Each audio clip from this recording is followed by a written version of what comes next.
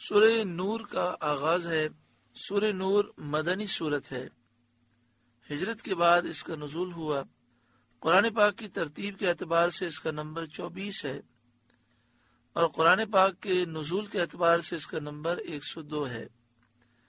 اس میں 64 آیات ہیں اور 9 رکوع ہیں۔ بسم اللہ الرحمن الرحیم، اللہ کے نام سے شروع جو نہایت مہربان رحم والا۔ سورۃ، یہ ایک سورت ہے، انزلناہا کہ ہم نے اتاری، وفرضناہا اور ہم نے اس کے احکام فرض کیے، یعنی اس سورت میں جتنے احکام ہیں ان پر عمل کرنا بندوں پر لازم کیا۔ وَأَنزَلْنَا فِيهَا آيَاتٍ بَيِّنَاتٍ اور ہم نے اس میں روشن آیتیں نازل فرمائیں، لَعَلَّكُمْ تَذَكَّرُونَ کہ تم دھیان کرو، غور و فکر کرو، نصیحت حاصل کرو۔ الزَّانِيَةُ وَالزَّانِي فَاجْلِدُوا كُلَّ وَاحِدٍ مِّنْهُمَا 100 جلدہ، جو عورت بدکار ہو اور جو مرد، تو ان میں ہر ایک کو 100 کوڑے لگاؤ۔ زانی مرد اور زانی عورت کی سزا بیان کی گئی۔ یہ خطاب حکام کو ہے، یعنی حاکم اسلام یہ سزا دے۔ جس مرد یا عورت سے زنا سرزد ہو اس کی سزا یہ ہے کہ اس کو 100 کوڑے لگائے جائیں۔ یہ سزا آزاد کی ہے اور غیر محسن کی ہے۔ محسن کسے کہتے ہیں؟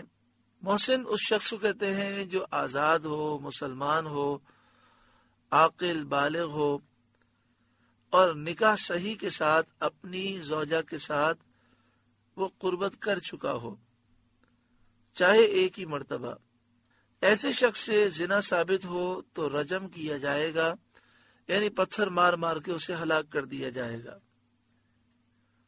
اور اگر ان میں سے کوئی ایک بات بھی نہ ہو، مثلا زنا کرنے والا آزاد نہ ہو، یا مسلمان نہ ہو، یا عاقل نہ ہو، پاگل ہو، یا بالغ نہ ہو، نابالغ بچہ ہو، یا اس نے کبھی اپنی زوجہ کے ساتھ قربت نہ کی ہو، یا جس کے ساتھ قربت کی ہو اس کے ساتھ نکاح صحیح نہ ہوا ہو، فاسد ہوا ہو، تو یہ سب غیر محسن میں داخل ہیں۔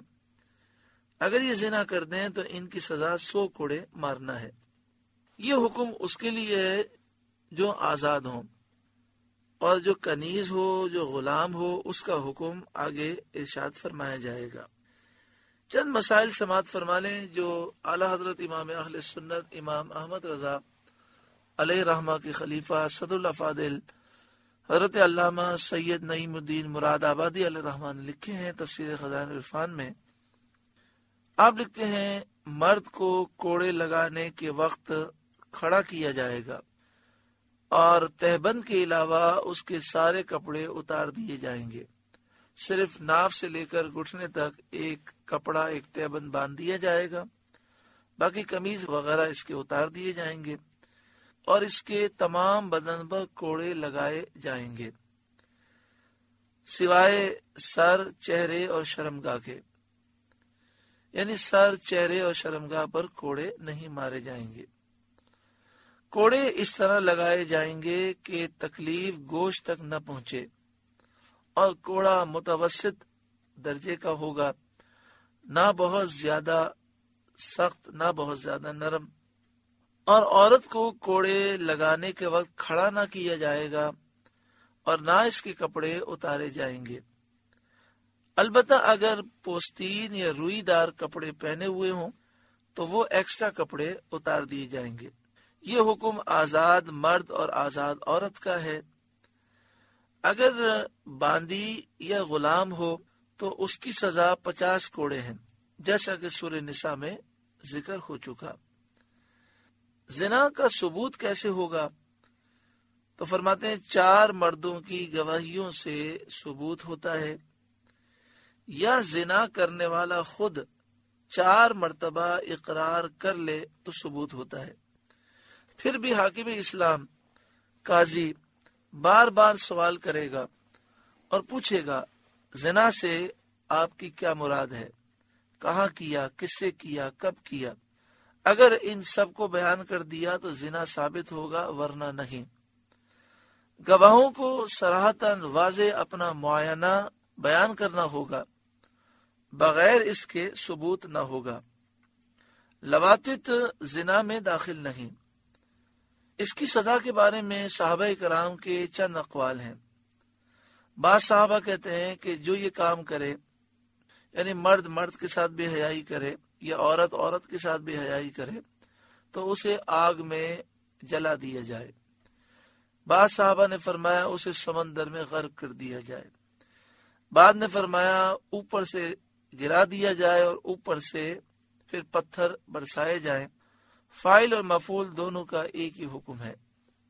پیچھے فرمایا کہ زانی مرد عورت کو 100 کوڑوں کی سزا دو۔ آگے فرمایا وَلَا تَأْخُذْكُمْ بِهِمَا رَأْفَةٌ فِي دِينِ اللَّهِ، اور تمہیں ان پر ترس نہ آئے اللہ کے دین میں، یعنی حدود کے پورا کرنے میں کمی نہ کرو، جو سزا ہے وہ سزا دو، اور دین میں مضبوط رہو، متصلب رہو۔ ان کنتم تؤمنون باللہ والیوم الآخر، اگر تم ایمان لاتے ہو اللہ اور پچھلے دن پر، قیامت پر، یعنی اگر قیامت پر اور اللہ پر ایمان ہے تو جس کا جرم ثابت ہو جائے اسے سزا دو اور اس پر ترس نہ کھاؤ۔ وَلْيَشْهَدْ عَذَابَهُمَا طَائِفَةٌ مِّنَ الْمُؤْمِنِينَ، اور چاہیے کہ ان کی سزا کے وقت مسلمانوں کا ایک گروہ حاضر ہو تاکہ لوگوں کو عبرت حاصل ہو۔ الزانی لا ينکح الا زانیۃ او مشرکہ، بدکار مرد نکاح نہ کرے مگر بدکار عورت یا شرک والی سے۔ والزانیۃ لا ينکحها الا زان او مشرک، اور بدکار عورت سے نکاح نہ کرے مگر بدکار مرد یا مشرک، یعنی ناپاک کا میلان اور رجحان خبیث ہی کی طرف ہوتا ہے، ناپاک ہی کی طرف ہوتا ہے۔ جو نیک لوگ ہوتے ہیں ان کو خبیثوں کی طرف، ناپاکوں کی طرف رغبت نہیں ہوتی۔ شان نزول یہ ہے کہ مسلمان جو ہجرت کر کے مدینہ شریف آئے تھے وہ بالکل نادار تھے، نہ ان کے پاس کچھ مال تھا، نہ ان کا کوئی عزیز رشتہ دار تھا، اور بدکار مشرکہ عورتیں دولت مند اور مالدار تھیں۔ یہ دیکھ کر ایک مسلمان کے دل میں خیال آیا کہ اگر ان سے نکاح کر لیا جائے تو ان کی دولت کام میں آئے گی۔ سید عالم صلی اللہ علیہ وآلہ وسلم سے انہوں نے اس کی اجازت چاہی تو اس پر یہ آیت کریمہ نازل ہوئی اور انہیں اس سے روک دیا گیا۔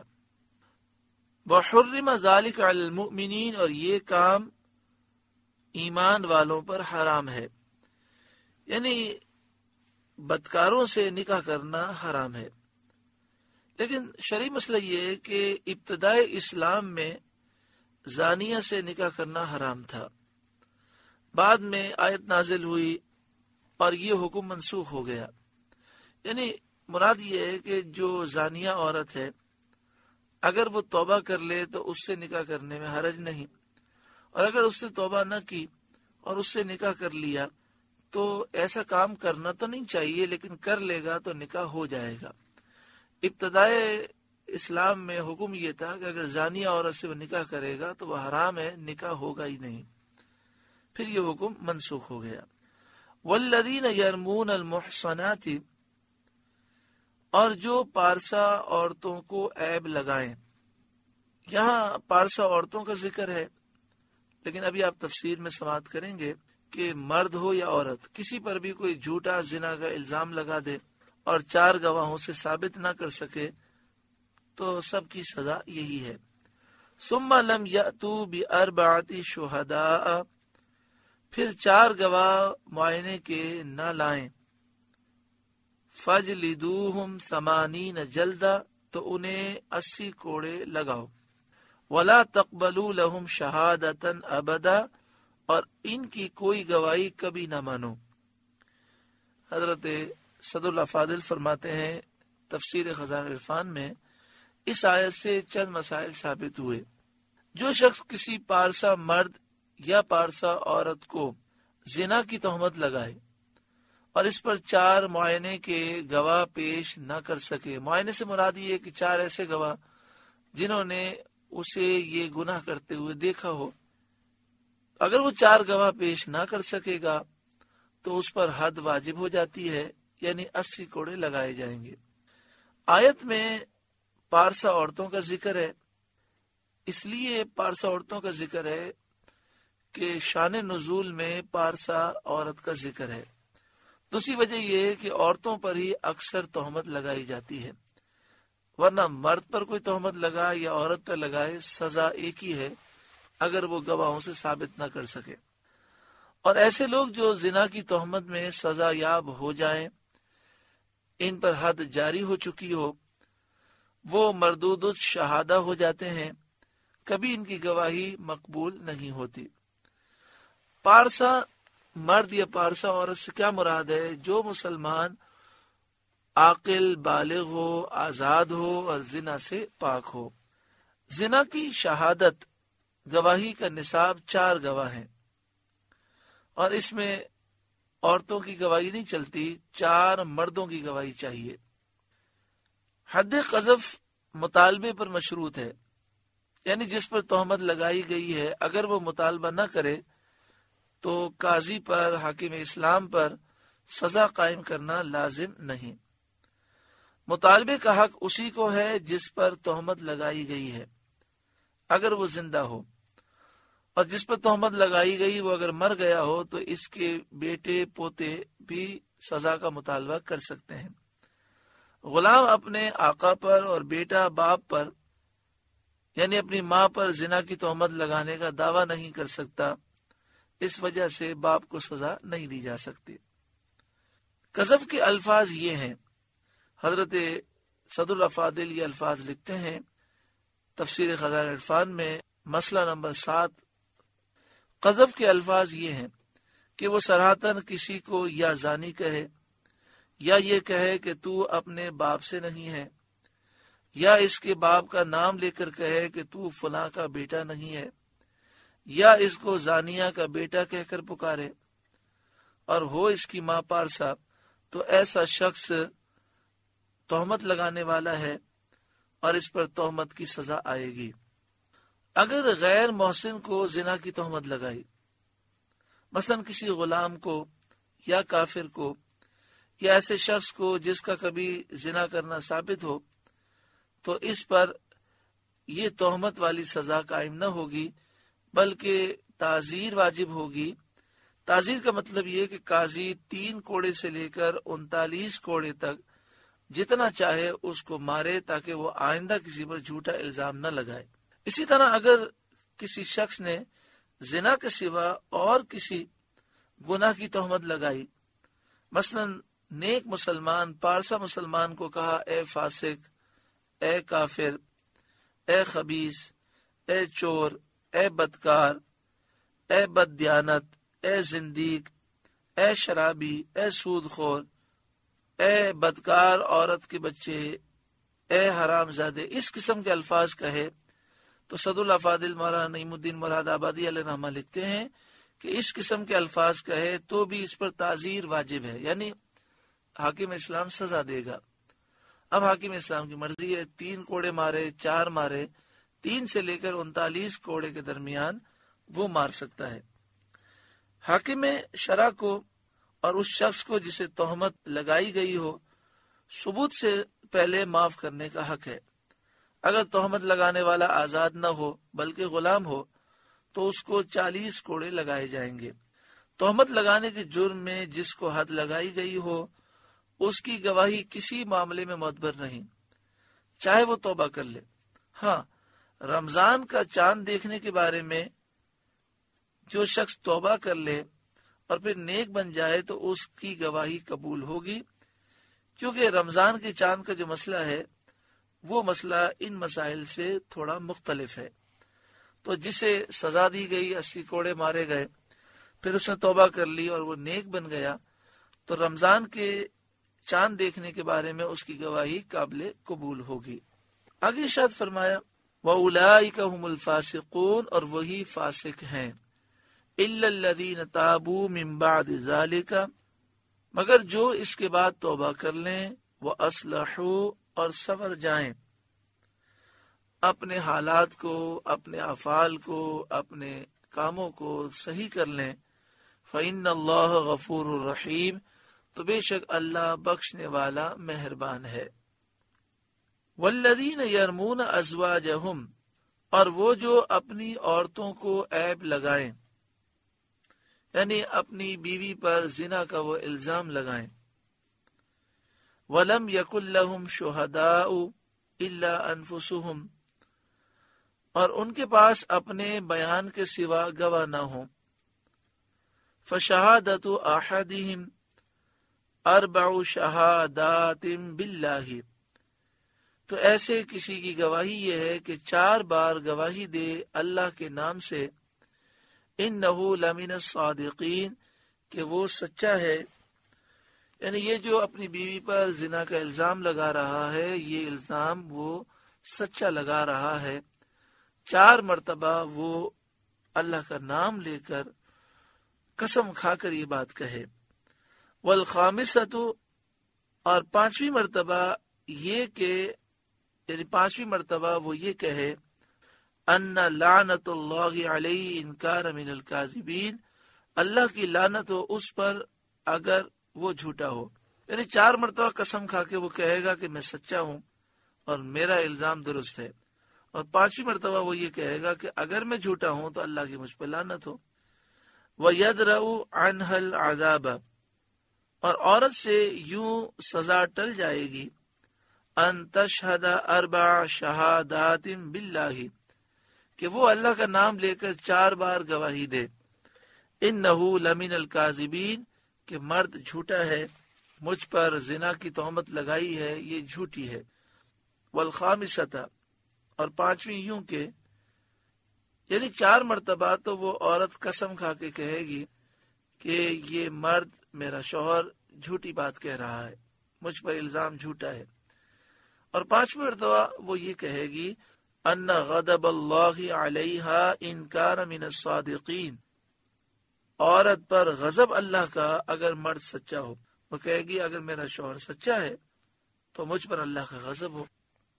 اس کو شرعی اصطلاح میں لعان کہتے ہیں، جب مرد اپنی بیوی پر زنا کی تہمت لگائے، تو اگر مرد اور عورت دونوں گواہی دینے کے قابل ہوں، شہادت کے اہل ہوں، اور عورت اس پر مطالبہ کرے تو مرد پر لعان واجب ہو جاتا ہے۔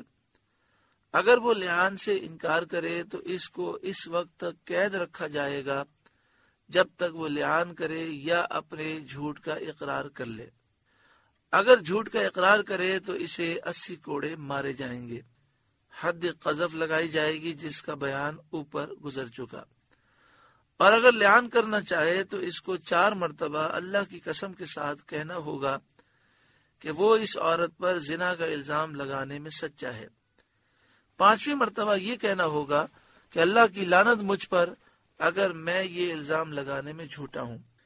اتنا کرنے کے بعد مرد پر سے حد قذف ساقط ہو جائے گی، یعنی اب اس پر 80 کوڑے نہیں لگائے جائیں گے، اور عورت پر لعان واجب ہو جائے گا۔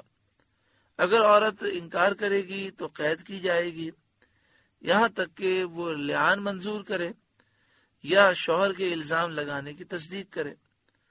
اگر تصدیق کی اور اس نے کہا کہ میرے شوہر کا الزام درست ہے تو عورت پر زنا کی حد لگائی جائے گی، زنا کی سزا دی جائے گی، اور اگر لعان کرنا چاہے تو اس کو 4 مرتبہ اللہ کی قسم کے ساتھ کہنا ہوگا کہ مرد اس پر زنا کی تہمت لگانے میں جھوٹا ہے، اور 5ویں مرتبہ یہ کہنا ہوگا اگر مرد اس الزام لگانے میں سچا ہو تو مجھ پر اللہ کا غضب ہو۔ اتنا کہنے کے بعد عورت سے زنا کی حد ساقط ہو جائے گی، یعنی اسے زنا کی سزا نہیں دی جائے گی، اور لعان کے بعد قاضی کے تفریق کرنے سے فرقت واقع ہوگی، اور یہ تفریق طلاق بائنہ ہوگی۔ قاضی کے فرقت کیے بغیر فرقت نہیں ہوگی، یعنی قاضی ان دونوں میں جدائی کرے گا تو فرقت ہوگی، قاضی کے کیے بغیر جدائی نہیں ہوگی، اور یہ تفریق، یہ جدائی طلاق بائنہ ہوگی، یعنی اس عورت پر ایک طلاق بائنہ پڑ جائے گی۔ اگر مرد اہل شہادت میں سے نہ ہو، یعنی وہ گواہی دینے کے قابل نہ ہو، مثلا غلام ہو یا کافر ہو، یا اس پر پہلے قذف کی حد لگ چکی ہو، اس نے زنا کا جھوٹا الزام لگایا ہو اور اسے 80 کوڑے لگ چکے ہوں، تو لعان نہ ہوگا، اور تہمت لگانے سے مرد پر حد قذف لگائی جائے گی، یعنی اس کو 80 کوڑے مارے جائیں گے۔ اور اگر مرد اہل شہادت میں سے ہو، گواہی دینے کا اہل ہو، اور عورت میں یہ اہلیت نہ ہو، اس طرح کہ وہ باندی ہو، کنیز ہو یا کافرہ ہو، یا اس پر قذف کی حد پہلے لگ چکی ہو، پہلے اس نے کسی پر جھوٹا الزام لگایا تھا اور وہ 80 کوڑے کھا چکی ہے، یا وہ بچی ہو یا مجنونہ ہو یا زانیہ ہو، یعنی پہلے اس پر زنا کی حد وہ لگ چکی ہو، اس صورت میں نہ مرد پر حد ہوگی اور نہ لعان ہوگا۔ یہ آیت ایک صحابی کے بارے میں نازل ہوئی جنہوں نے سید عالم صلی اللہ علیہ وآلہ وسلم سے پوچھا، اگر آدمی اپنی عورت کو زنا میں مبتلا دیکھے تو کیا کرے؟ نہ اس وقت گواہوں کے تلاش کرنے کی فرصت ہے، اور نہ بغیر گواہی کے وہ یہ کہہ سکتا ہے، کیونکہ اگر وہ کہے گا تو 4 گواہ پیش نہیں کر سکے گا اور اسے حد قذف لگائی جائے گی۔